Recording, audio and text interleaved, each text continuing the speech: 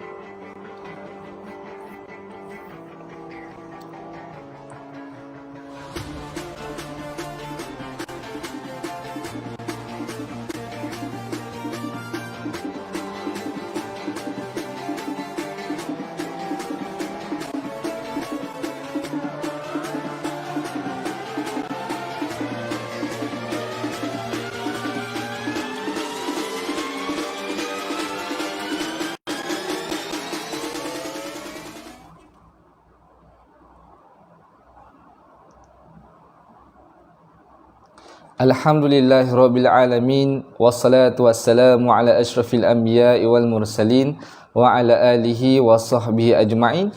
Qala rabbi shrah li sadri wa yassir li amri wahlul 'uqdatam min lisani yafqahu qawli. Subhanaka la ilma lana illa ma 'allamtana innaka antal alimul hakim. Wala haula wala quwata illa billahil aliyyil azim. Amma ba'. Assalamualaikum warahmatullahi wabarakatuh. Alhamdulillah, syukur kita kepada Allah Subhanahu Wa Taala kerana pada pagi Sabtu yang barakah ini di bulan Ramadan, dan insya-Allah pada pagi ini kita bersama-sama untuk kita berkongsi, untuk kita menambah ilmu, menambah keyakinan, kefahaman kita kepada Al-Quran, untuk kita membongkar nama-nama di sebalik nama dalam surah Al-Quran. Dan insya-Allah pada hari ini kita akan membincangkan tentang satu surah yang seterusnya, iaitu surah An-Naml.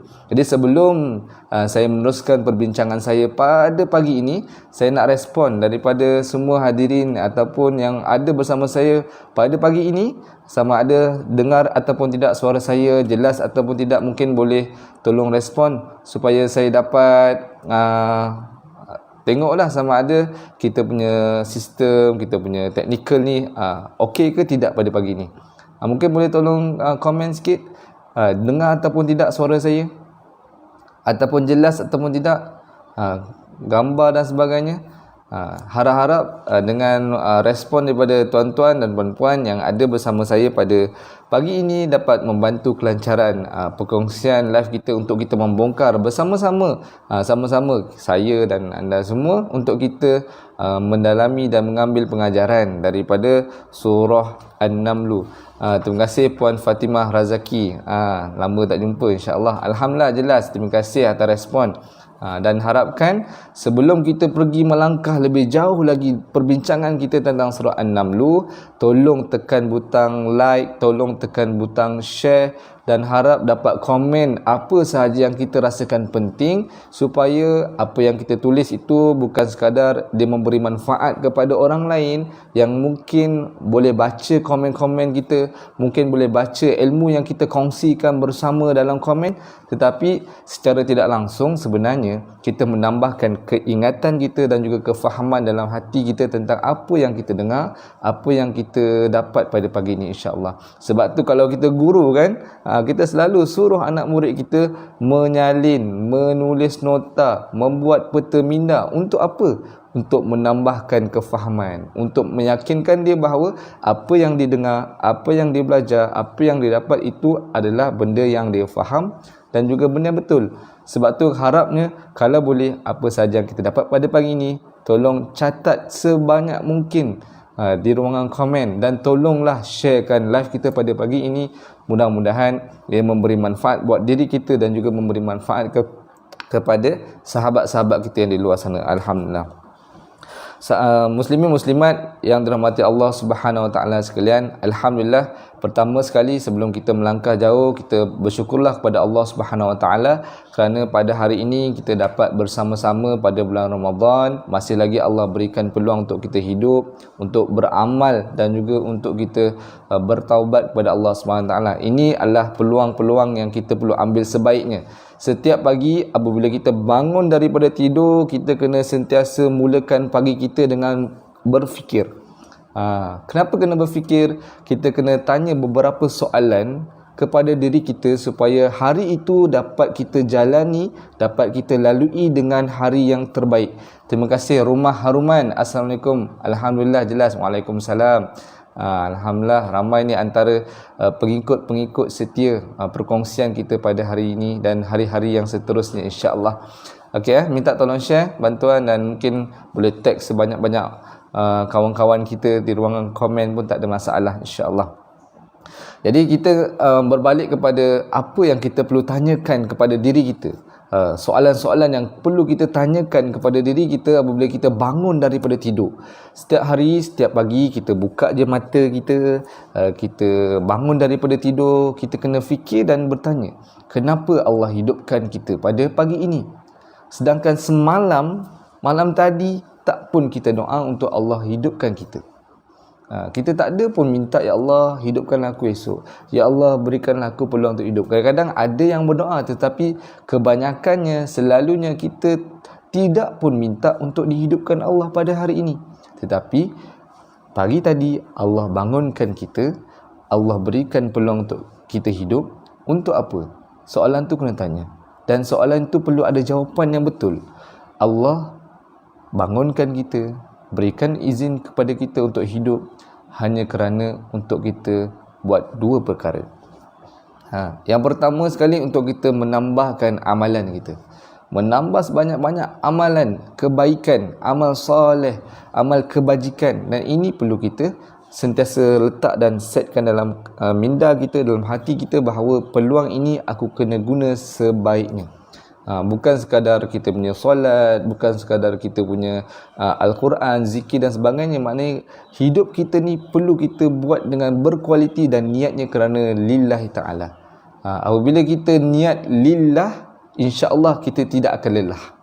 Sebab tu kalau kita selalu penat, selalu lelah, tukarkan perkataan lelah, penat kepada lillah, iaitu kerana Allah. InsyaAllah kita akan kembali bersemangat. Apabila kita lelah, tukarkan perkataan lelah kepada lillah, insyaAllah kita akan lebih bersemangat. Jadi itu yang pertama. Yang keduanya, kenapa Allah berikan peluang untuk kita hidup? Kerana Allah Subhanahu Wa Taala nak kita bertaubat atas dosa-dosa kita yang lampau. Manusia pasti semua orang akan melakukan dosa dan sentiasa melakukan dosa. Sebab tu bila mana Allah beri peluang untuk kita hidup, kita muhasabah, kita taubat pada Allah, istighfar, dan kita nak hari ini aku cuba bersungguh-sungguh untuk tidak buat dosa. Elakkan diri aku daripada melakukan dosa. Jadi itulah yang kita kena sentiasa lakukan, dua perkara. Apabila kita bangun, apabila kita diberikan peluang oleh Allah untuk hidup, pastikan dua perkara ini kita buat, iaitu yang pertama sekali adalah kita banyakkan amalan soleh, amal kebaikan. Setkan kita nak buat sebanyak mungkin amal kebaikan. Yang keduanya adalah kita nak bertaubat atas dosa-dosa kita yang lampau. Kerana kita takut bila kita diangkat, roh kita bertemu dengan Allah Subhanahu Wa Taala, kita tak sempat nak bertaubat, kita tak sempat nak perbanyakkan amalan. Jadi gunakan peluang ini sebaik mungkin, insya-Allah. Jadi alhamdulillah, insya-Allah tuan-tuan dan puan-puan, hari ini kita akan bersama-sama membincangkan satu surah, iaitu surah An-Naml. Dan surah An-Naml ni semestinya memberikan banyak pengajaran dalam hidup kita supaya kita dapat bersama-sama beramal dengan apa yang Allah turunkan dalam Al-Quran. Dan insya-Allah tuan-tuan dan puan-puan, kita cuba bersama-sama untuk melihat beberapa perkara dalam surah An-Naml. Sekejap saya cuba untuk tunjuk kepada tuan-tuan apa yang kita boleh belajar daripada surah An-Naml ni. InsyaAllah kita tunggu sekejap, mungkin ada masalah teknikal sikit. Alright, okay, insyaAllah. Okay. Okay, saya nak tengokkan kepada tuan-tuan dan puan-puan, apakah yang kita boleh dapat daripada surah An-Naml. Saya besarkan sikit, kita nampak saya besarkan saya. Okay, sorry. Okay. Alright. Kita boleh susun-susun ni. Okay. InsyaAllah mungkin boleh jelas sikit. InsyaAllah hari ini sedikit informasi tentang surah An-Naml. Pengenalan tentang surah An-Naml. An-Naml ni bermaksud semut. Jadi kita hari ini masuk dalam satu surah, iaitu surah berkenaan semut. Adakah banyak kisah semut ataupun semuanya cerita tentang semut? Kita akan tengok nantilah insya-Allah. Namun An-Naml bermaksud semut. Dan juga surah ini merupakan surah Makkiyah, terletak pada juzuk yang ke-19 dan juga yang ke-20, dan bilangan surah, iaitu surah ini adalah surah yang ke-27 muka surat. Kalau kita ada Quran, bolehlah kita cuba buka Quran muka surat 377. Mungkin boleh dapatkan Al-Quran supaya lebih senang untuk kita fahamlah. Okey, saya zoom out sikit.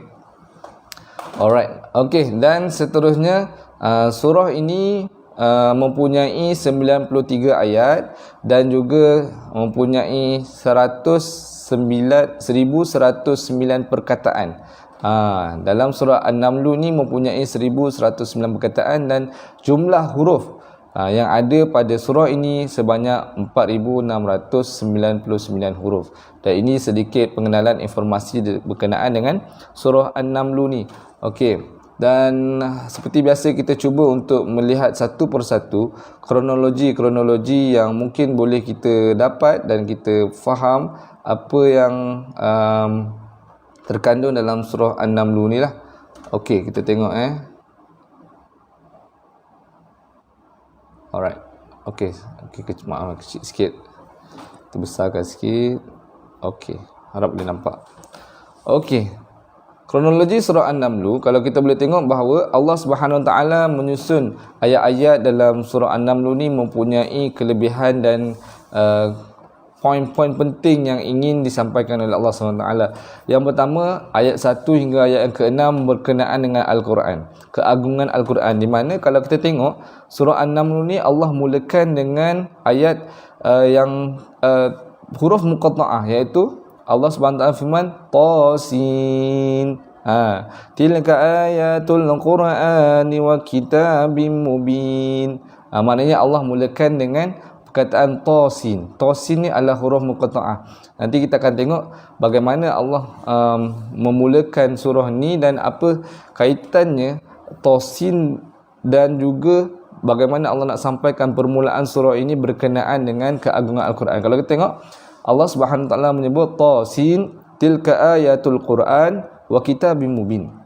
Maksudnya, dan sesungguhnya inilah Tasin, Tasin, dan inilah ayat Al-Quran dan juga kitab yang jelas, mubin, kan. Patut Allah Subhanahu Wa Taala sambung wa hudaw wa busyra lil mu'minin. Dan sebenarnya Al-Quran ini berfungsi menjadi hudan, petunjuk, dan lil busyra, dan juga khabar gembira, berita gembira kepada orang yang beriman. Nanti kita akan tengok pada permulaan ni banyak mengisahkan tentang keagungan Quran dan bagaimana sifat orang yang beriman, dan juga bagaimana respon orang-orang kafir, orang-orang yang kufur kepada Allah Subhanahu Wa Taala. Kemudian ayat yang ke-7 hingga ke-14, bagaimana permulaan perjuangan Nabi Musa dengan senjata 9 ayat. Ni mempunyai ayat yang sikit saja, hanya sekadar 9 ayat ini mengisahkan tentang Nabi Musa AS dan juga bagaimana dia berhadapan dengan Firaun. Dengan juga yang seterusnya ayat 15 hingga 44 ada juga mengisahkan tentang perjuangan Nabi Daud dan juga Nabi Sulaiman. Nabi Sulaiman. Okey.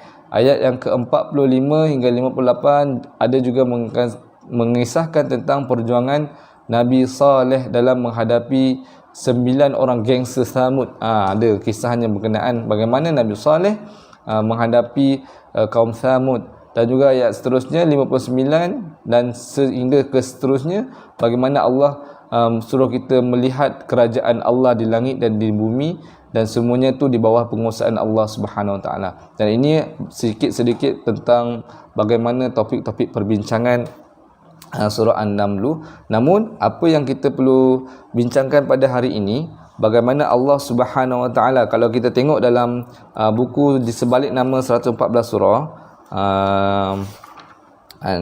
ni buku ni saya tunjuk sikit. Saya menggunakan buku di sebalik nama 114 surah. Dalam buku ini dalam buku ini ada menyebut bahawa sebab dinamakan surah An-Naml kerana surah ini menunjukkan keunggulan budaya kerajaan Nabi Sulaiman alaihissalam, yang mana umatnya terdiri daripada pelbagai jenis makhluk, termasuklah jin, manusia, burung, binatang buas, sehingga binatang yang paling kecil iaitu semut. Ini ada ditulis dalam di sebalik nama buku ni lah, di sebalik 114 nama-nama surah. Dan kerajaan semut adalah contoh keunggulan budaya dalam dunia serangga. Mereka memiliki semua kemajuan sama ada dari segi pembangunan, makanan, pengaturan tentera, penyusunan pintu masuk keluar, penggunaan sistem udara yang membesar dalam sarang mereka. Dan kenapa nama ni dinamakan tentang nama surah An-Naml, kerana semut itu sendiri menunjukkan bahawa mereka ni adalah satu koloni, menunjukkan bahawa keunggulan peradaban. Mereka bergerak dalam satu organisasi yang tersusun, mempunyai ketua yang dan mempunyai pengikut yang sangat-sangat bagus, sangat-sangat hebat, dan semuanya dalam keadaan yang tersusun. Dan semut adalah bangsa yang teratur melebihi bangsa serangga yang lain yang penuh dengan kepakaran teknologi, sehingga disebut dalam Al-Quran sebagai tauladan dalam keunggulan budaya. Ini menunjukkan bahawa semut ini mempunyai satu struktur organisasi yang tersusun, bagaimana mereka mampu menguruskan. Kalau kita tengok kan, kita pernah tengok kalau kita kat rumah kita ada terjumpa sarang semut, serangga dan sebagainya kan, kita boleh nampak bahawa satu koloni semut tu mempunyai banyak sangat semut.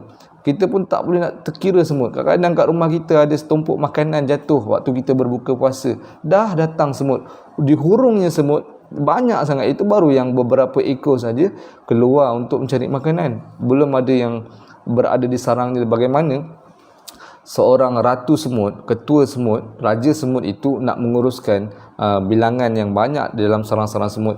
Dan itu menunjukkan bahawa kekuasaan Allah SWT menciptakan semut dalam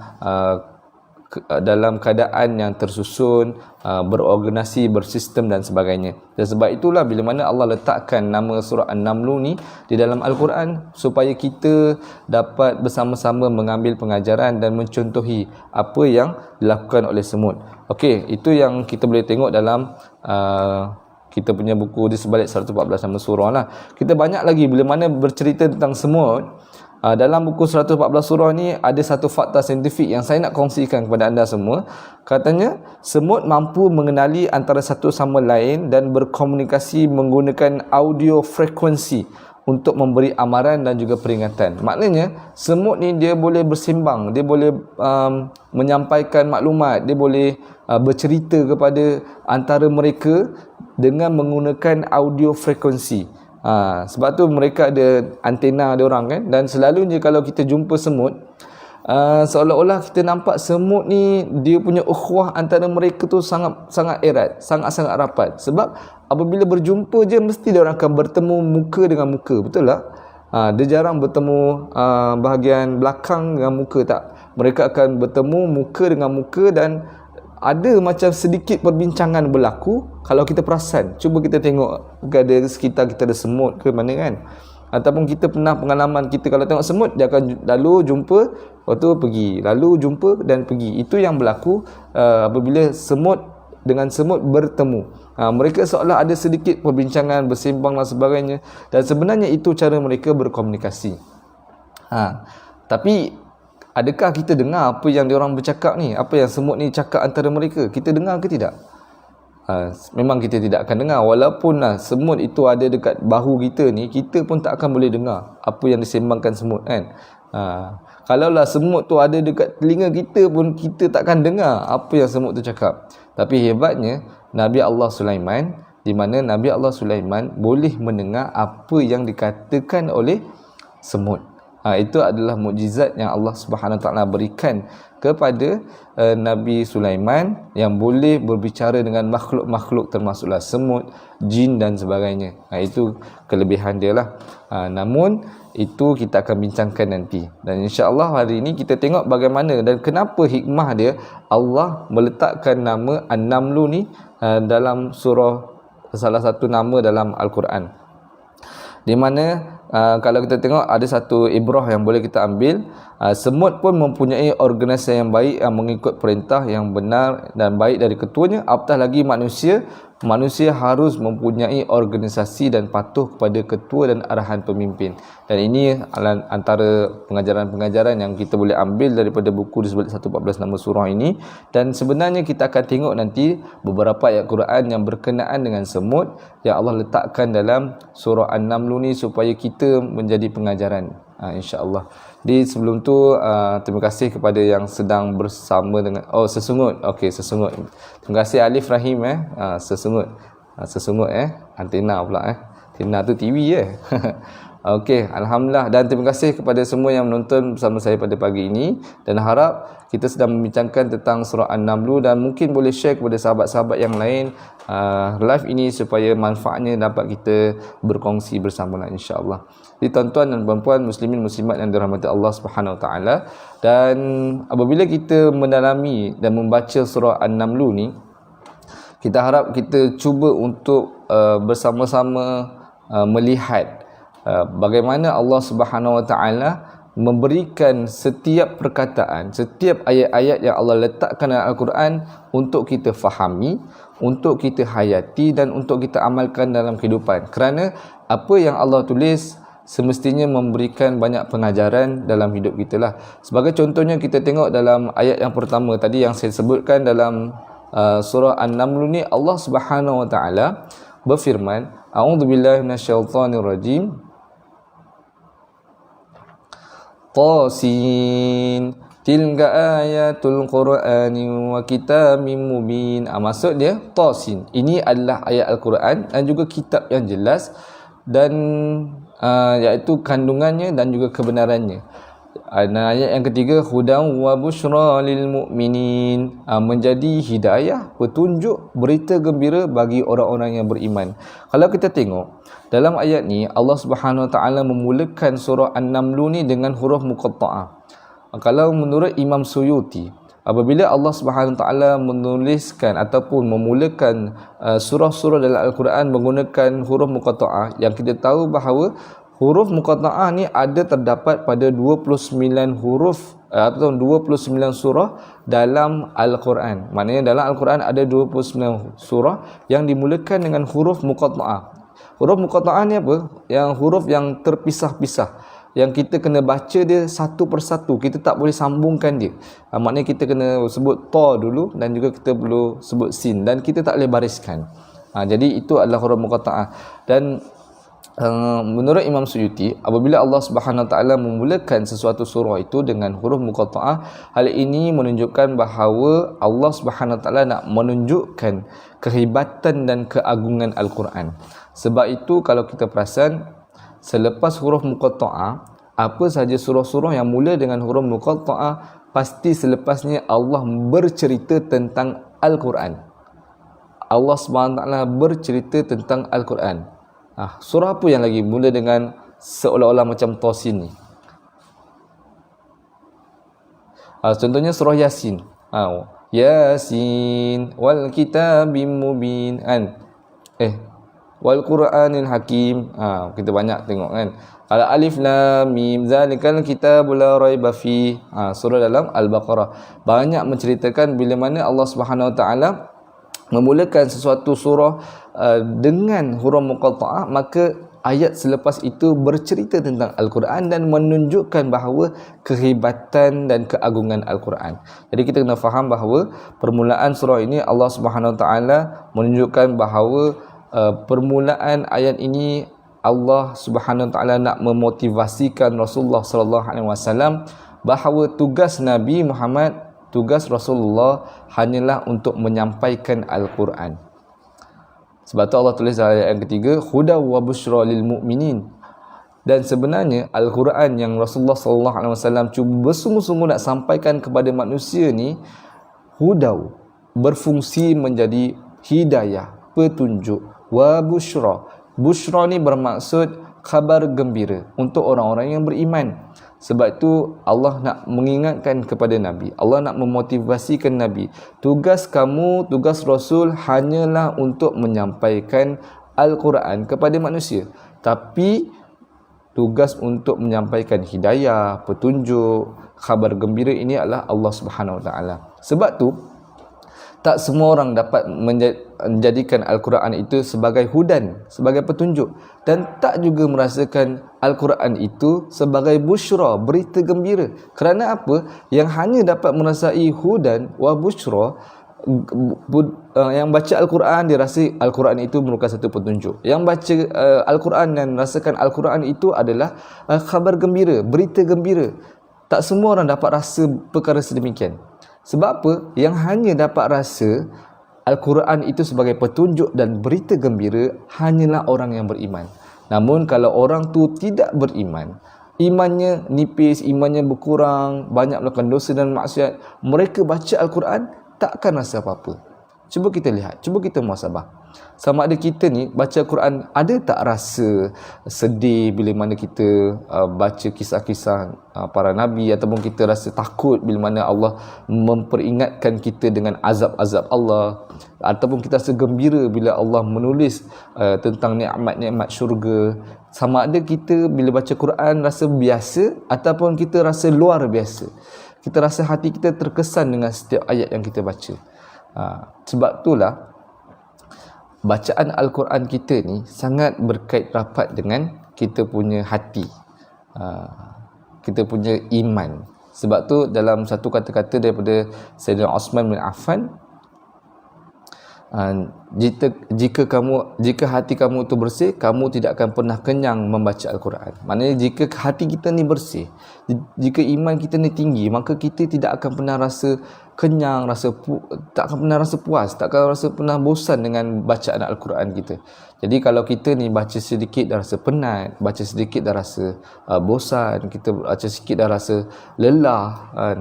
Rasa macam ada je yang tak kena. Macam kalau boleh nak cepat habis je baca Quran, itu mungkin petanda hati kita sedang berada dalam keadaan yang kotor. Hati kita sedang kotor. Mungkin kita banyak melakukan dosa dan maksiat. Iman kita merendah pada ketika itu. Jadi sama-samalah kita memelihara hati kita, iman kita, supaya dia lebih mudah untuk kita berinteraksi dengan Al-Quran. Sebab tu Allah Subhanahu Wa Taala mulakan dalam ayat ini, Allah mengingatkan bahawa kepada Nabi Muhammad sallallahu alaihi wasallam, tugas kau jangan risau, nyampaikan sahaja Al-Quran kepada kaum kamu, kepada manusia. Jangan fikir bahawa mereka ni dapat hidayah ke tidak, kenapa mereka tak beriman. Jangan stres tentang benda macam tu. Dan itu juga tugas kita, tugas umat Nabi Muhammad sallallahu alaihi wasallam, bahawa kita ni kena berusaha bersungguh-sungguh menyampaikan Al-Quran, menyampaikan konten-konten, mesej-mesej yang ada dalam Al-Quran. Dan kita tidak ada jangan fikir tentang hidayah. Kenapa kau tak berubah? Aku dah nasihat banyak dah, aku dah tegur dah, ayat Al-Quran dah bagi dah, hadis dah baca dah, kenapa tak berubah? Kenapa? Jangan pertikaikan sebegitu. Kerana tugas memberi hidayah, tugas yang menjentik hati manusia ini adalah tugas Allah SWT. Itu adalah kehendak dan keinginan daripada Allah SWT. Kalau Allah nak bagi hidayah, Allah bagi. Kalau Allah tak nak, itu adalah kehendak dia. Jadi tugas kita apa dia? Hanyalah untuk menyampaikan ajaran Islam, menyampaikan Al-Quran kepada manusia. Dan itu perlu kita faham. Dan sebenarnya tema utama dalam surah ini, kalau kita tengok permulaan ayat dalam surah An-Naml ini, Allah Subhanahu Taala menerangkan tentang Al-Quran yang berfungsi sebagai hudan dan juga busyra, petunjuk, hidayah dan juga berita gembira. Dan sebenarnya kalau kita nak tengok tema sesuatu surah tu dikaitkan pada permulaan dan penutup dalam surah ini, kalau kita tengok dia ada berkaitan. Allah mulakan sesuatu tu berkenaan dengan Al-Quran, Allah menutup surah ini juga berkenaan dengan Al-Quran. Kalau kita tengok dalam ayat yang ke-92, penghujung surah An-Naml, kalau siapa yang ada Al-Quran boleh buka lah muka surat yang terakhir dalam surah An-Naml tu, kalau tak silap saya muka surat 385 dalam Mashaf Al-Quran kita. Boleh buka surat 385 sekejap, saya nak tengok saya ada ke tak nak share. Alright, saya tengok 385.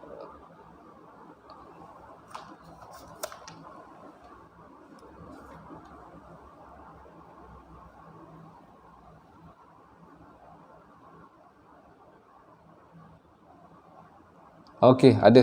Saya besarkan sikit ni. Bagaimana Allah Subhanahu Wa Taala berfirman di dalam ayat yang ke-92, Allah Subhanahu Wa Taala berfirman dalam surah ini.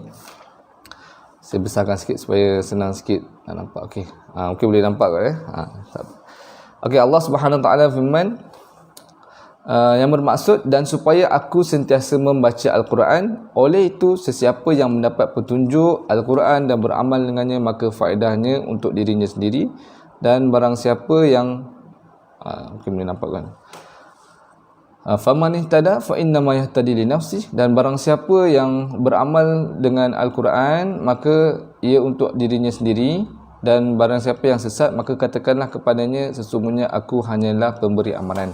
Dia ada kaitan dengan awal surah ini, yang menunjukkan bahawa Al-Quran ini berfungsi kepada hudan wa busyra. Tugas Nabi memberi petunjuk, tugas Nabi adalah memberikan peringatan, menyampaikan Al-Quran mubin, menjelaskan tentang Al-Quran. Tapi Allah SWT menerangkan juga dalam penghujung surah An-Naml ini bahawa Al-Quran ini, dan supaya aku sentiasa membaca Al-Quran. Oleh itu siapa yang menurut petunjuk Al-Quran, yang beramal dengan Al-Quran, maka faedahnya untuk diri dia sendiri.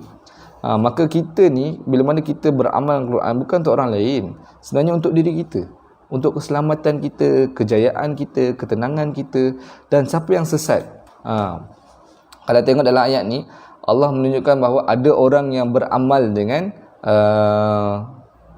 petunjuk Al-Quran. Kalau tengok dalam surah ini, ada dua golongan yang beramal, nanti kita akan tengoklah, ada dua golongan yang benar-benar beramal dengan petunjuk daripada Allah SWT, iaitu Nabi Sulaiman dan juga Malikatus Saba. Nanti kita akan tengok pada permulaan surah bagaimana Nabi Sulaiman dan juga Malikatus Saba ni, Raja Sabak ni yang beriman kepada ajaran Allah SWT.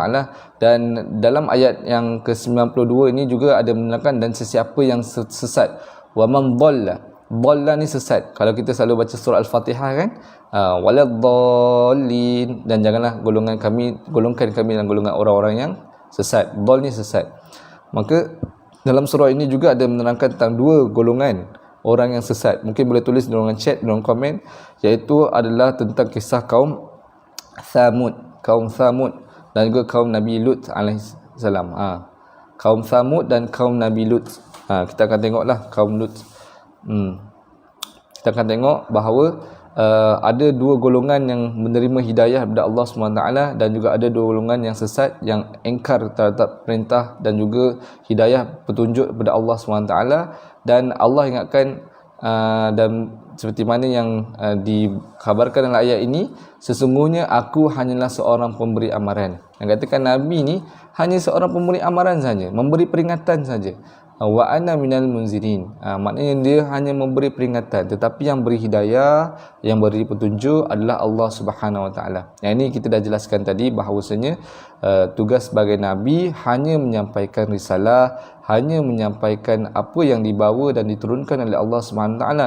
Namun yang beri petunjuk, beri hidayah adalah Allah Subhanahu Wa Taala. Begitu juga kita nasihat macam mana pun, walaupun yang kita nasihat, yang kita tegur, yang kita cakap tu adalah orang yang mungkin kita sayang, mungkin orang yang terdekat dengan kita, mungkin keluarga kita, walaupun kita dah habis mungkin dah kita beri nasihat, tapi kita kena yakin dan kita kena faham bahawa yang memberikan hidayah, yang berjentik hatinya untuk berubah adalah Allah Subhanahu Wa Taala. Jadi itu yang kita kena fahamlah. Alright, insya-Allah. Jadi ini sedikit sebanyak bagaimana kalau kita tengok Allah Subhanahu Wa Taala cuba untuk membawa perbincangan dalam surah ini, bagaimana tema dalam surah ini Allah menceritakan tentang keagungan Al-Quran, dan juga menutup surah ini dengan juga berkenaan dengan Al-Quran yang berfungsi untuk memberikan kebaikan dan faedah kepada mereka yang beramal, dan bagi ada juga golongan yang menolak isi kandungan Al-Quran, maka Allah memberikan satu peringatan bahawa Nabi Muhammad SAW ni hanyalah sebagai seorang pemberi peringatan kepada manusia. Yang beri hidayah adalah Allah Subhanahu Wa Taala. Namun kita boleh tengok dalam ayat ini, kalau kita tengok pada ayat yang kedua tadi, dan juga fungsi bagaimana Allah Subhanahu Wa Taala meletakkan fungsi Al-Quran sebagai hudaw wa busyra, petunjuk dan juga sebagai kabar gembira. Kalau kita tengok beza hudan dengan busyra ni ada sedikit perbezaan. Kalau kita tengok hudan adalah petunjuk. Maksud dia petunjuk yang kita perlukan bagi mereka yang berada dalam kegelapan, bagi mereka yang berada dalam kesesatan, bagi mereka yang tidak tahu arah tuju jalan kehidupan. Jadi hudan ni berfungsi seolah-olah kita naik kereta, kita nak pergi satu tempat yang kita tak tahu pun mana tempat tu, dan kita perlukan apa? Kita perlukan mungkin GPS, kita perlukan Waze dan sebagainya untuk memandu kita sampai ke tempat yang kita nak, ke destinasi yang kita tuju. Tapi kalau kita tak ada GPS, tak ada Waze, tak ada pun alat-alat yang lain yang boleh bantu kita untuk sampai ke tempat yang kita nak pergi tu, maka kita hanya bergerak, buang masa, mungkin kita akan merosakkan, membinasakan diri kita, memenatkan kita. Mungkin kereta akan rosak dan sebagainya sebab tak ada tujuan. Pusing lama-lama tak sampai pun mana yang nak pergi. Jadi kita akan jadikan hidup kita dalam kereta tu menjadi sia-sia. Begitu hidup kita bila tak ada Al-Quran, pasti dia tidak akan berfungsi untuk menjadi petunjuk hidayah kepada kehidupan kita. Sebab tu di sini saya nak berkongsilah, kita masuk terus kepada pengajaran yang boleh kita ambil dalam kita punya perbincangan surah An-Naml ni. Sementara tu bolehlah cuba untuk kongsikan kepada sahabat-sahabat live kita pada hari ini.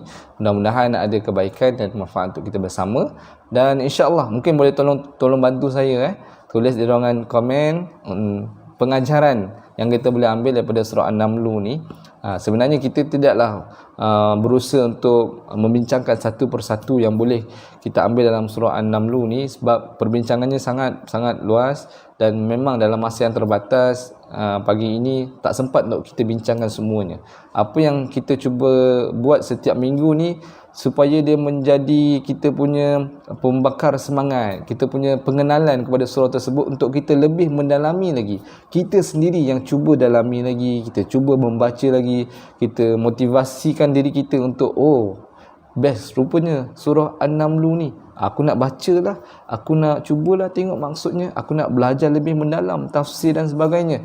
Hari ini kita cuba merungkai sedikit sahaja apa yang kita boleh ambil dalam surah An-Naml ni. Okey, mohon bantu saya untuk tulis pengajaran yang kita boleh dapat daripada surah An-Naml.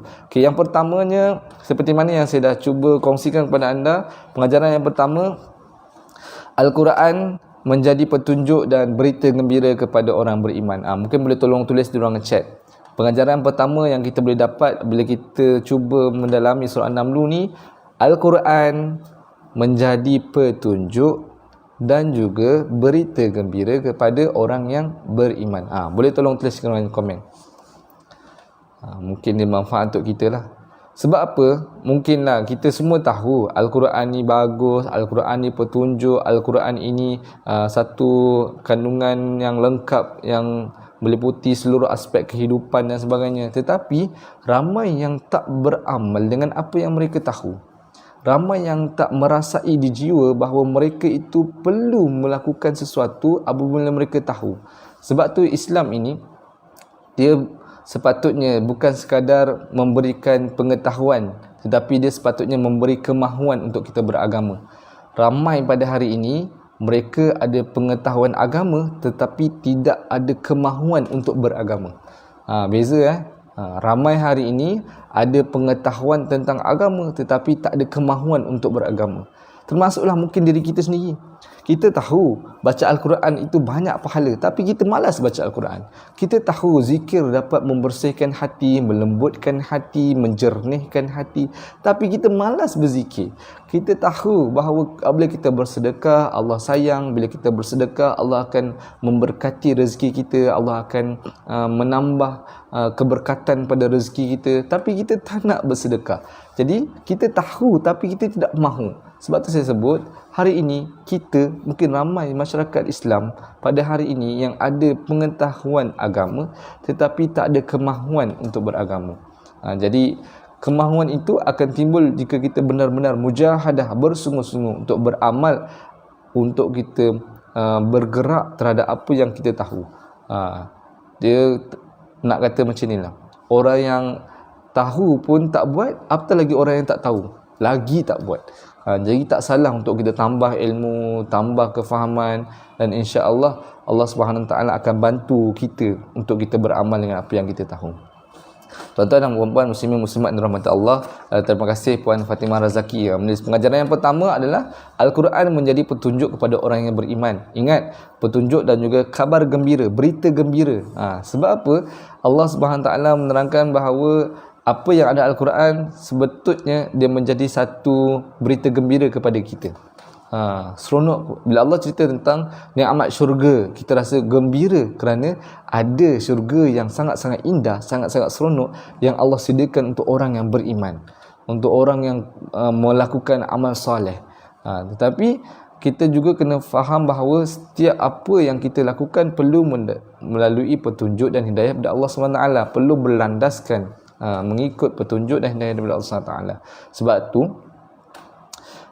bagaimana kita nak menjadikan Al-Quran itu berfungsi menjadi petunjuk dan juga berita gembira? Ini persoalan yang kita perlu fikirkan bersama-sama. Allah dah bagi tahu dah. Persoalannya macam mana kita nak jadikan Al-Quran itu berfungsi kepada diri kita untuk menjadi petunjuk, hidayah dan juga menjadi berita gembira kepada kita. Sebab tu kadang-kadang rasanya baca Quran tapi tetap buat dosa. Baca Al-Quran tetap tak tutup aurat. Baca Al-Quran tetap buat dosa dan maksiat. Baca Al-Quran tetap tak jaga ikhtilat dan sebagainya. Jadi benda perkara sebegini, maknanya Al-Quran yang kita baca tu tak berfungsi menjadi petunjuk hidayah kepada kita. Dan juga kita tak rasa seronok bila baca Al-Quran. Seolah-olah kita baca Al-Quran tu macam baca buku cerita biasa yang tak rasa apa-apa, tak rasa gembira pun kita baca Al-Quran. Jadi macam mana nak jadikan Al-Quran ini berfungsi untuk menjadi petunjuk dan berita gembira kepada kita? Macam mana? Nak tahu tak macam mana? Ni kita sama-sama cuba buat bersama-sama. Sebenarnya dalam ayat yang saya tunjuklah, ayat yang kedua tadi, Allah SWT dah terangkan dah. Dalam ayat ni Allah SWT dah terangkan dah sebenarnya fungsi dia, ada jawapan dia dalam ayat ni. Huda wa busyra lil mu'minin, menjadi petunjuk, menjadi berita gembira untuk orang yang beriman. So jawapannya, bagaimana untuk kita jadikan Al-Quran itu berfungsi menjadi petunjuk? Kita kena jadi orang beriman. Sungguh-sungguh kita jaga iman, pelihara iman kita. Bersungguh-sungguh jaga iman kita supaya kita mampu menjadikan Al-Quran tu memberi kesan pada diri kita, pada hati kita. Mungkin boleh tolong tulis jadikan diri kita orang yang beriman. Buat amal kebaikan sebanyak-banyaknya.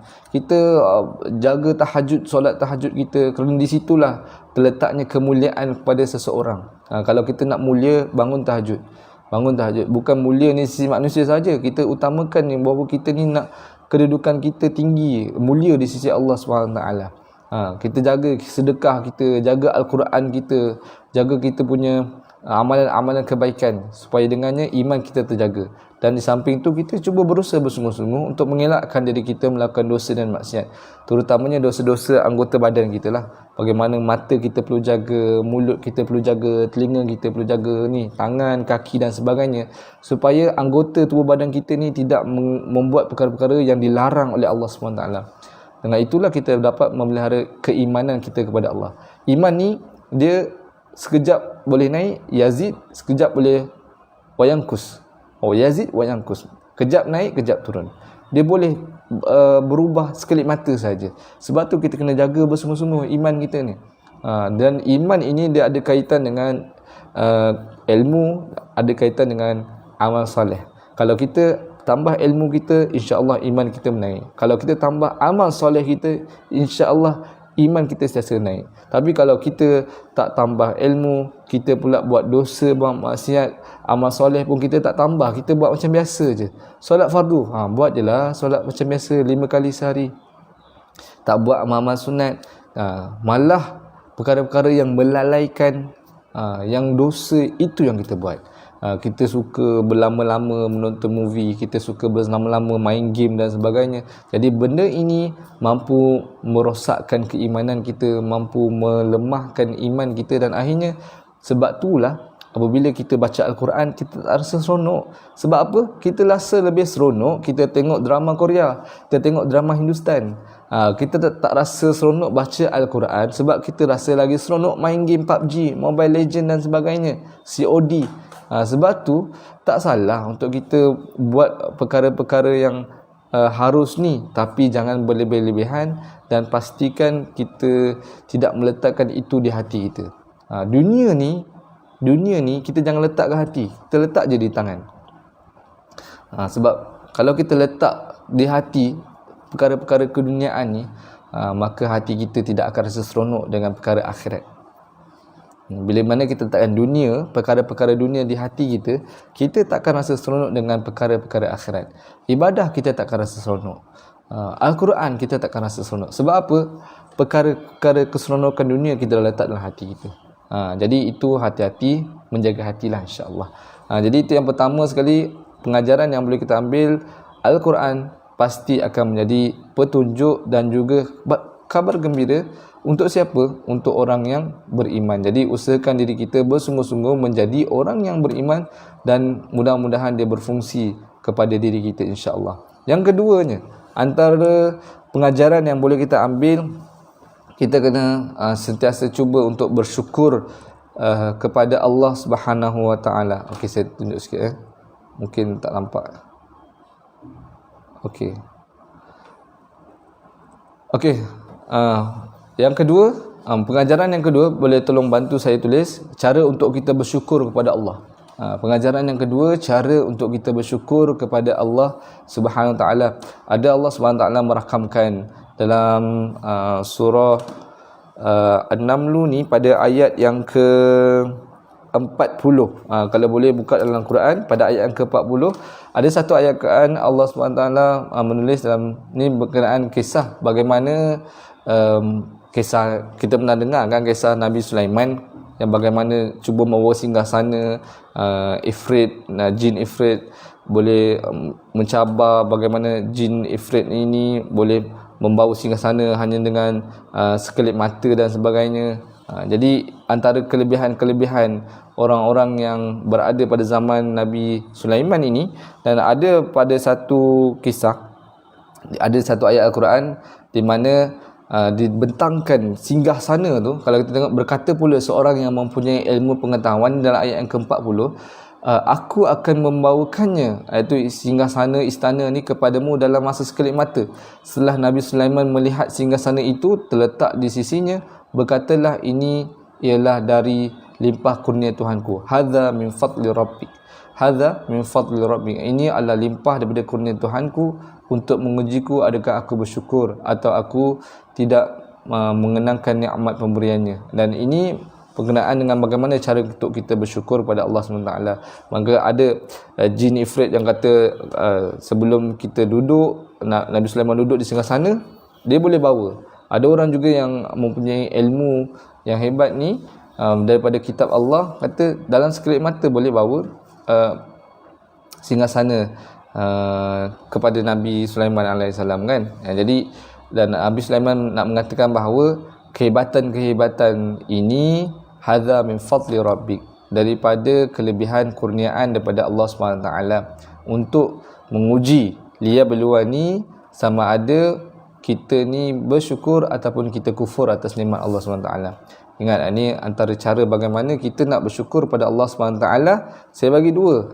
Yang pertama sekali, kita bila mana dapat sesuatu nikmat, bila mana dapat sesuatu rezeki dan sebagainya, kita kena serahkan perkara tersebut kepada Allah SWT. Bagaimana yang disebut oleh Nabi Sulaiman AS, hadza min fadli rabbi. Ini adalah kurniaan daripada Allah SWT. Hadza, Allah bagi kurniaan ni untuk kita lihat sama ada kita ni bersyukur ataupun kita ni kufur atas nikmat pemberian Allah Subhanahu Wa Taala. Jadi itu yang kita kena buat bila mana kita dapat jawatan ataupun kita ni mendapat anugerah pekerja cemerlang, anugerah pelajar hebat, ataupun kita exam dapat 4 flat dan sebagainya.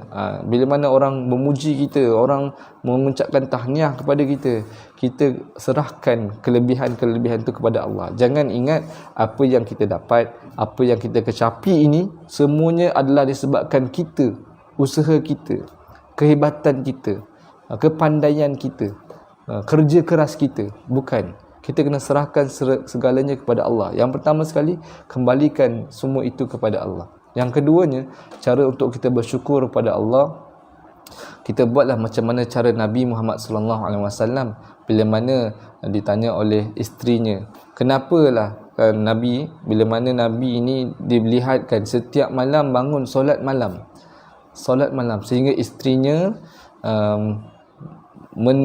bertanya kepada Nabi Muhammad SAW, kenapalah kau ni kan bangun setiap malam untuk bangun solat sehingga bengkak-bengkak kaki? Bukankah kau ni telah Allah janjikan syurga? Dahlah Nabi ni maksum, tak ada dosa, dan Allah dah janjikan Nabi ni syurga. Tapi kenapa Nabi tetap bangun setiap malam ibadah sampai bengkak-bengkak kaki Nabi? Jadi ini dipersoalkan oleh isteri Nabi. Maka apa jawapan Nabi? Nabi Muhammad SAW bersabda, afala an akuna 'abdan syakura. Salahkah aku nak menjadi hamba yang bersyukur? Salahkah aku nak jadi hamba yang bersyukur? Dia cara Nabi nak ajar kita bahawa apabila kita nak bersyukur kepada setiap pemberian yang Allah bagi. Allah dah bagi Nabi janji syurga, Allah dah bagi Nabi syurga, Allah dah selamatkan Nabi daripada dosa. Jadi caranya adalah Nabi nak tunjukkan rasa syukur dengan perbanyakkan ibadah, pertingkatkan ibadah. Jadi itu yang kita boleh buat. Apabila kita dapat sesuatu rezeki, nikmat, kita banyakkan lagi, dekatkan diri kita dengan Allah. Kita tingkatkan kita punya kualiti dan kuantiti solat kita. Kita tingkatkan kualiti dan kuantiti sedekah kita, bacaan Al-Quran kita, kita punya zikir, supaya ini dapat menunjukkan dan menzahirkan dan melahirkan rasa kesyukuran kita kepada Allah SWT. Wala in syakartum la azidannakum. Apabila kita bersyukur, Allah akan tambahkan. Wala in kafartum inna azabi lasyadid. Nah, apabila kita kufur atas nikmat Allah, maka azab Allah sangat-sangatlah pedih. Allah bagi kita rezeki, nikmat untuk kita semakin dekat dan ingat dengan Allah, bukan untuk kita semakin jauh dan bermaksiat.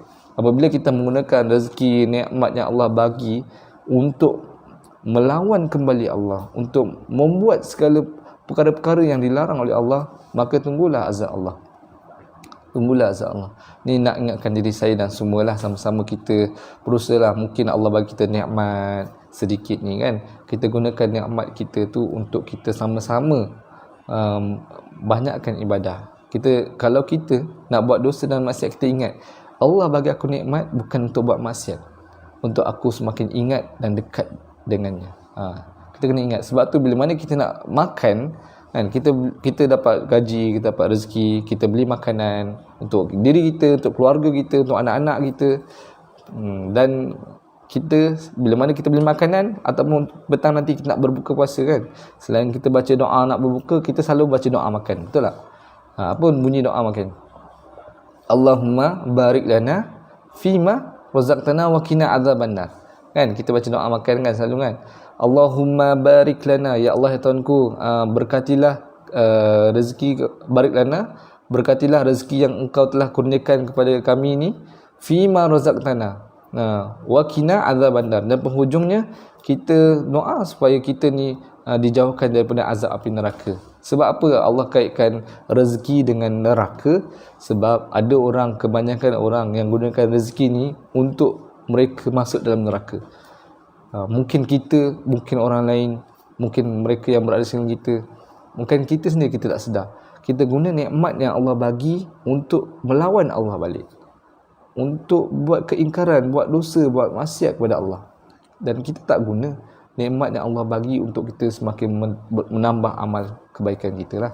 Jadi ini yang kita kena faham. Dalam yang keduanya, bagaimana cara kita bersyukur. Yang pertama adalah kita serahkan kembali perkara tersebut, kemuliaan tersebut, kelebihan tersebut kepada Allah. Cakaplah hadza min fadli rabbik. Yang keduanya, cara untuk kita bersyukur adalah kita perbanyakkan ibadah kepada Allah Subhanahu Wa Taala. Okey, ada tak doa, amalan, tips untuk semut tidak bersarang di dapur kita? Sebab tak nak berdoa kerana matikan semut. Kerana Nabi SAW pernah ditegur Allah kerana sebab seekor semut. Okey, mungkin ada soalan. Ada tak doa dan amalan untuk kita mengelakkan semut bersarang dekat rumah kita? Okey, tak apa. Pasal semut ni saya nak masuk kejap lagi. Okey, insya-Allah. Okey, itu yang kedua. Yang ketiga, pengajaran yang ketiga yang boleh kita ambil, pengajarannya adalah belajarlah daripada sifat semut. Belajarlah daripada sifat semut.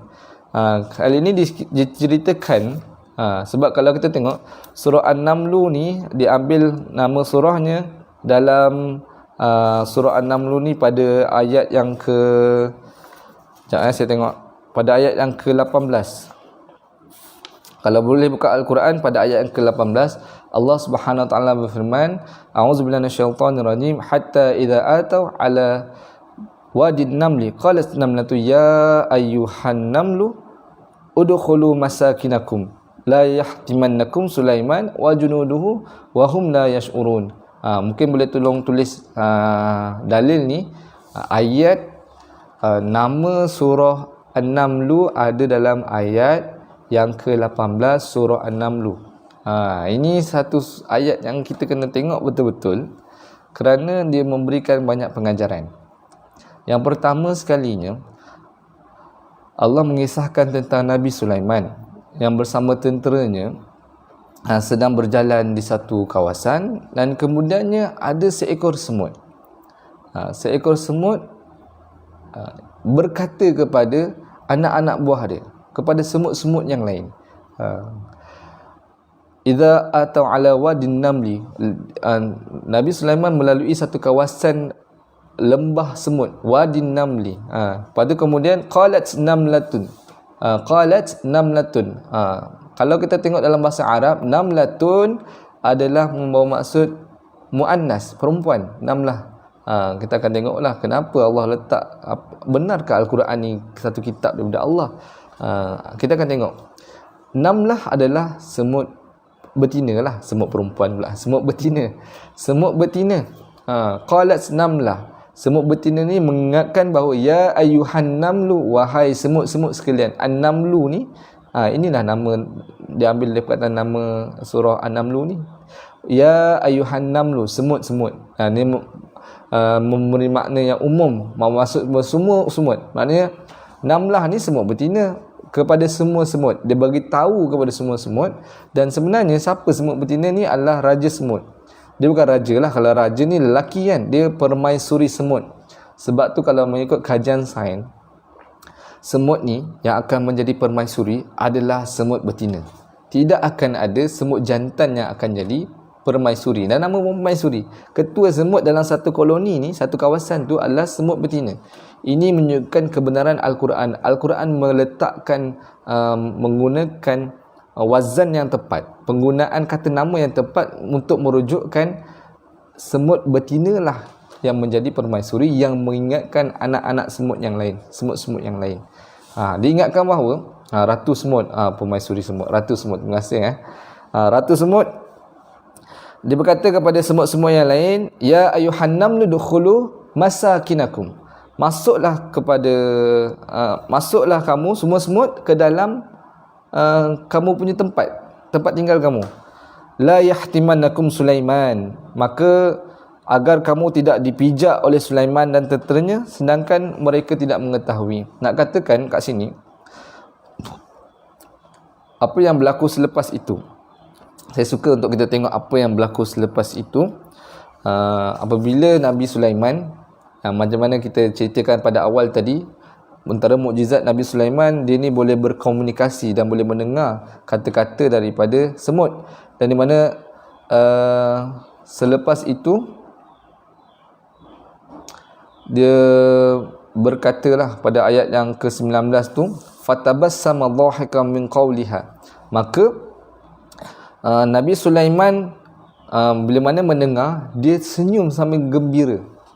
Sebab dan sambungannya, wa qala rabbi auzi'ni an ashkura ni'mataka allati an'amta alayya wa ala walidayya wa an a'mala salihan tardah wa adkhilni bi rahmatika fi ibadika salihin. Itu panjanglah pada ayat yang ke-19. Tapi nak katakan apa respon Nabi Sulaiman bila mendengar kata-kata daripada Ratu Semut ni, dia senyum gembira. Dia senyum kegembiraan. Ada yang sampai mengatakan bahawa dia gelak, dia happy, dia gembira. Dan ulama membahaskan beberapa sebab kenapa Nabi Sulaiman ni gembira apabila mendengar kata-kata tersebut. Yang pertamanya, mungkin boleh tolong tulis kenapa Nabi Sulaiman gembira mendengar kata-kata daripada semut ni. Yang pertama sekali, Nabi Sulaiman bersyukur sebab dia boleh mendengar kata-kata daripada semut. Itu antara mukjizat dan kelebihan Nabi Sulaiman. Yang pertama sekali, dia bersyukur kerana dia boleh mendengar makhluk yang sekecil-kecil makhluk. Nak kata hebatnya kerajaan Nabi Sulaiman ni, dia bukan sekadar menguasai manusia, tetapi kerajaan dia juga meliputi alam-alam gaib, jin-jin, langit, angin, bumi dan juga haiwan-haiwan, termasuklah haiwan yang paling kecil iaitu semut. Yang kecil-kecil semut pun dia boleh dengar lah. Kita pun kalau semut kat telinga kita tadi pun kita pun tak boleh dengar. Kita dengarlah sakit-sakit, dia gerak-gerak, dia cakap tak boleh dengar. Tapi bayangkan kelebihan dan mukjizat yang Allah berikan kepada Nabi Sulaiman, apa yang dicakap oleh semut, Nabi Sulaiman boleh dengar. Itu yang pertamanya. Sebab apa Nabi Sulaiman senyum gembira? Sebab yang pertama adalah dia boleh dengar kata-kata daripada semut tersebut. Yang keduanya, dia gembira sebab tindakan dan sikap semut yang sangat mengagumkan. Yang keduanya, dia gembira, dia tertawa disebabkan tindakan dan sifat semut yang sangat mengagumkan. Sebab apa? Apa yang ni tersenyum. Yang pertama, apa yang dia buat tadi yang kita perasan,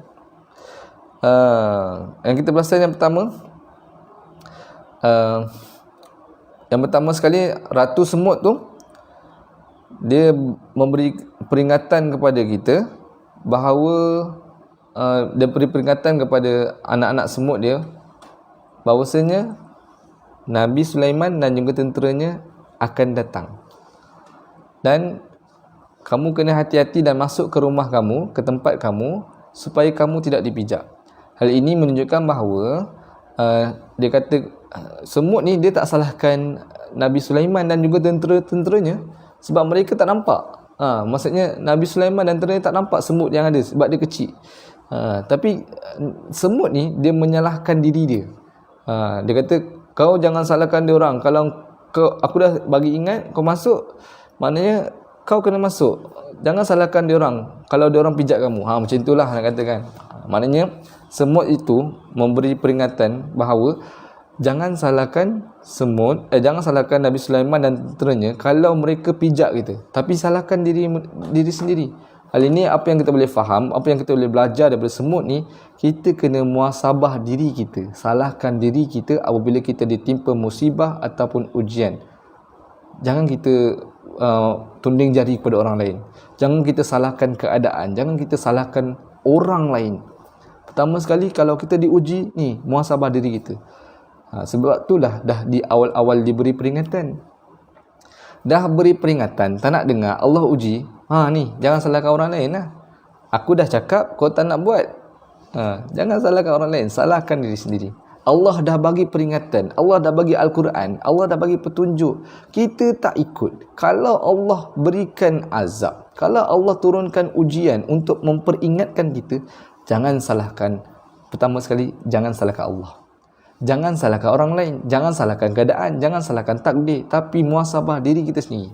Itu sikap semut. Dia mengingatkan, jangan salahkan Nabi Sulaiman, salahkan kamu sendiri, kamu yang tak nak masuk rumah, kamu yang tak nak berselindung.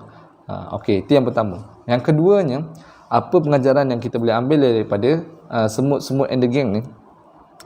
Ia mengingatkan kita kepada kita perlu berusaha untuk memperingat ataupun mengajak orang lain ke arah kebaikan, kepada keselamatan. Macam mana yang dibawa oleh Ratu Semut.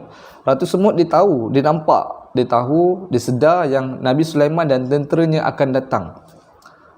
Dia boleh je, Ratu Semut ni, Permaisuri Semut ni, Raja Semut ni, dia boleh je sendiri-sendiri masuk dalam rumah, rehat ataupun berselindung, bersembunyi, selamatkan diri, tak payah nak ingatkan, dia boleh. Tapi apa yang dia buat, dia ingatkan anak-anak buah dia, dia punya koloni dia yang lain, untuk sama-sama masuk dan selamatkan diri. Hal ini, macam mana kita nak praktikkan perbuatan Ratu Semut dalam hidup kita? Apa yang kita boleh ambil? Kita jangan usaha nak selamatkan diri kita seorang-seorang je, ataupun kita jangan pentingkan diri sendiri lah. Itu je lah. Kita jangan pentingkan diri sendiri, kita kena ingat orang lain. Kalau kita nak buat baik, jangan buat seorang-seorang, kita kena ajak orang lain. Kalau kita buat dosa, jangan ajak orang lain. Taubatlah, taubat, muhasabah. Maknanya kita kena usaha buat amar makruf nahi munkar, untuk selamatkan diri kita dan juga orang lain. Sebab tu kita kena usaha bersungguh-sungguh. Ambil ibrah Ratu Semut ni yang dia ingatkan bahawa malapetaka akan datang. Tentera-tentera Sulaiman akan datang, selamatkan diri. Jadi begitulah kita kena ingatkan diri kita dan orang sekeliling kita, terutamanya gunalah apa medium sekalipun untuk kita mengajak orang lain ke arah kebaikan, untuk diri kita, mengelakkan diri kita dan juga kawan-kawan yang lain, sahabat-sahabat yang lain daripada melakukan dosa dan maksiat kepada Allah. Ini antara dua pengajaran yang kita boleh belajar daripada apa yang sifat ataupun tindakan yang dilakukan oleh Ratu Semut inilah, Namlah tadi ni. Sebab tu benda ni sangat-sangat penting untuk kita belajar. Sebab tu Allah letakkan surah An-Namlu ni namanya semut, untuk kita faham bagaimana semut ni dia sangat-sangat menyayangi antara satu sama lain. Dan saya dah terangkan tadi bahawa semut dia mempunyai satu struktur organisasi yang sangat-sangat hebat, tersusun, dan diorang sangat patuh kepada arahan ratu dia. Bagaimana itu jugalah kita kena buat. Makhluk semut, makhluk yang kecil, makhluk yang kita rasa makhluk yang lemah, yang lemah itu pun dia tunduk kepada Allah, yang lemah itu pun patuh kepada arahan pemimpin. Apatah lagi kalau kita ni makhluk yang mempunyai akal, mempunyai hati, yang boleh menilai mana yang baik, yang buruk. Sepatutnya kita lebih lagi lah untuk kita faham dan juga kita patuh kepada perintah kepada Allah Subhanahu wa taala. Jadi saya rasa itu sajalah untuk kita punya perbincangan pada hari ini. Dan apa yang kita boleh dapat pengajaran, saya ulang sekali lagi lah, kecil sikit. Okey, pengajaran dalam surah An-Namlu ni yang kita boleh dapat, yang pertama sekali, kita boleh ingatkan bahawa Al-Quran itu boleh berfungsi menjadi petunjuk hidayah dan juga menjadi berita gembira hanya untuk orang yang beriman. Nak rasa Al-Quran itu menjadi petunjuk, kena usahakan diri kita untuk menjadi orang yang beriman. Yang keduanya, saya dah cuba untuk kita bahaskan tadi, bagaimana untuk kita cara bersyukur kepada Allah SWT. Antaranya lah kita sentiasalah meletakkan bahawa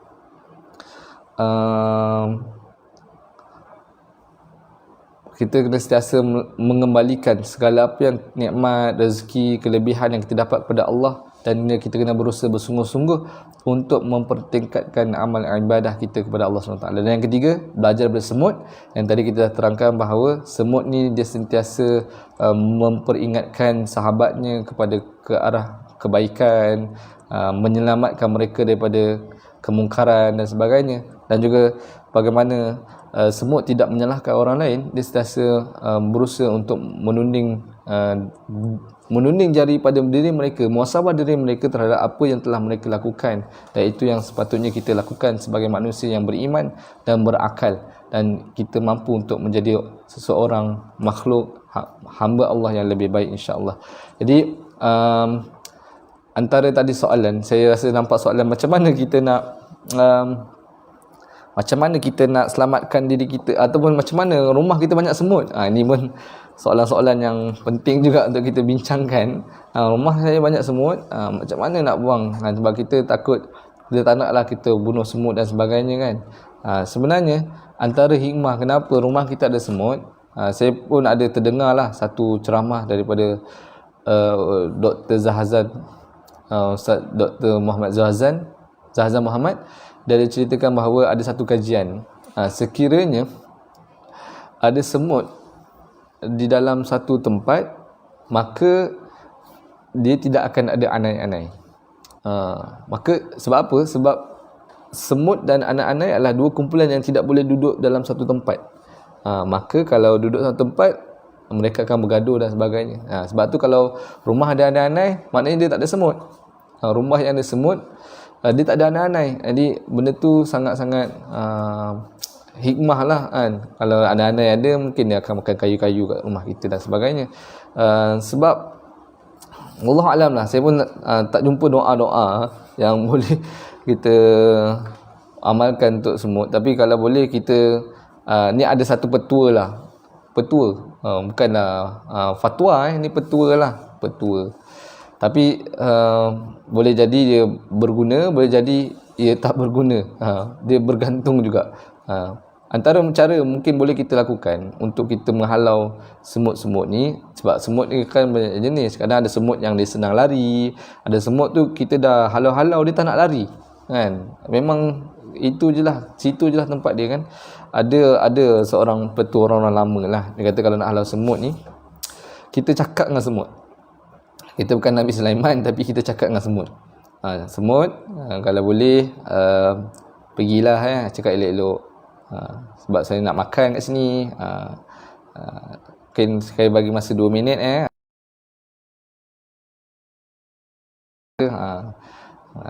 harap boleh pergilah. Maknanya kita berkomunikasi, cuba untuk bersembang dengan semut lah. Itu yang pertama, antara yang boleh kita lakukan lah. Dan sebenarnya surah An-Naml ni banyaklah. Kalau doa yang kita boleh amal ada dalam surah An-Naml banyak, tapi doa untuk kita amal untuk halau semut, itu saya tak jumpa lagi lah. Nanti kita sama-sama boleh cari, mungkin boleh kongsi kat ruangan komen. Ustaz, saya dah jumpa lah Ustaz doa menghalau semut, ataupun mungkin ada produk-produk yang sebagainya. Tapi ingat, mungkin semut ni pun makhluk Allah SWT. Okey, ada juga yang tulis, terima kasih. Tapi sebenarnya bila mana cakap pasal doa ni, saya nak kongsikan ada beberapa doa yang boleh kita amalkan, dan yang ayat-ayat dalam surah An-Naml ni yang boleh kita amalkan sebagai doa. Mungkin boleh tulis sedikit nilas petua, ada dalam satu buku ni. Kalau kita rasa takut, doa untuk menghilangkan rasa takut. Tulis doa, tulis saja ayat dia. Doa untuk menghilangkan rasa takut, boleh baca ayat ke-10 surah An-Naml. Surah An-Naml ayat 10. Ni doa-doa yang boleh kita amalkan dalam surah An-Naml lah. Doa menghilangkan rasa takut, ayat yang ke-10 surah An-Naml. Itu yang pertama. Doa untuk diberikan hikmah. Salin tak? Saya ada bagi doa ni. Doa untuk diberikan ilmu dan juga hikmah, boleh baca ayat yang ke-15 hingga ayat ke-19 surah An-Naml juga. Ini semua dalam surah An-Naml. Doa untuk kita dapat ilmu dan juga hikmah, ayat 15 hingga 19. Walaqad atayna Dawuda wa Sulaimana ilma wa qala alhamdulillahilladzi faddalana ala katsirin min ibadihil mu'minin. Banyak. Okey ya. Terima kasih ada yang tulis. Dan doa untuk menghilangkan, doa untuk menundukkan orang yang keras kepala. Ini hanya doa untuk menundukkan orang yang keras kepala ni. Antaranya surah An-Naml juga pada ayat yang ke-30 hingga 31. Innahu min Sulaiman wa innahu bismillahirrahmanirrahim. Rupanya dalam surah An-Naml ni ada ayat tentang bismillahirrahmanirrahim. Sebab tu di pertengahan surah ini, di ayat yang ke-30 dan 31 ni lah, maknanya bismillahirrahmanirrahim yang tidak ada di awal surah, ada di dalam tengah-tengah ayat, ada dalam surah An-Naml ayat yang ke-30. Ni satu ilmu lain lah yang kita dapat hari ni. Maknanya bismillahirrahmanirrahim, kita ingat selama ni ada awal surah saja, rupanya ada juga dekat tengah-tengah surah. Kat mana? Ayat 30 surah An-Naml. Ni nak nundukkan orang yang keras kepala ni. Boleh baca ayat 30 hingga 31 dan doa untuk beroleh kebenaran. Doa untuk mencari kebenaran. Kalau kita dilema, nak pilih A ke nak pilih B, nak pilih kerja ni ke kerja tu, nak pilih nak makan kat mana tak tahu, nak buka puasa kat mana ni, nak puasa kat rumah ke nak puasa kat kedai, tak tahu, boleh baca surah An-Naml ayat 93, supaya Allah memberikan petunjuk dan hidayah lah, untuk beroleh kebenaran. Doa beroleh kebenaran, kita boleh baca ayat 93. Terima kasih kepada siapa yang mengingatkan doa tadi. Saya minta maaf, saya belum jumpa lagi doa nak halau semut. Tapi ada petua orang tua, kita boleh cuba amalkan lah. Ataupun siapa ada petua, boleh tolong tulis di ruangan komen. Mungkin kita boleh sama-sama praktikkan, insya-Allah. Saya rasa itu saja untuk perkongsian pada hari ini. Nampaknya dalam sejam 12 minit lama. Rasa takutlah lama-lama ni tak ada orang nak dengar. Tapi alhamdulillah masih ada yang setia. Mudah-mudahan ada kebaikan dan manfaat, insya-Allah. Jadi mudah-mudahan saya doakan semoga siapa yang bersama dengan saya pada hari ini, kita dapat menghasilkan Ramadan yang lebih berkualiti, yang lebih baik, insya-Allah. Jadi sebelum saya tamatkan kita punya perbincangan, saya nak ingatkan bahawa Pacu Resources ada mengeluarkan kit Ramadan eksklusif Ar-Rayyan yang sangat-sangat bermanfaat untuk kita, terutamanya untuk kita menghadapi baki Ramadan yang ada ni, untuk kita meraih malam Lailatul Qadar dan kita meraih tujuan yang sebenar yang kita masuk dalam bulan Ramadan, untuk kita jadi orang bertakwa. Jadi saya harapkan bagi anda semua yang mendengar, boleh cuba berusaha bersungguh-sungguh untuk kita dapatkan kit Ramadan eksklusif Ar-Rayyan.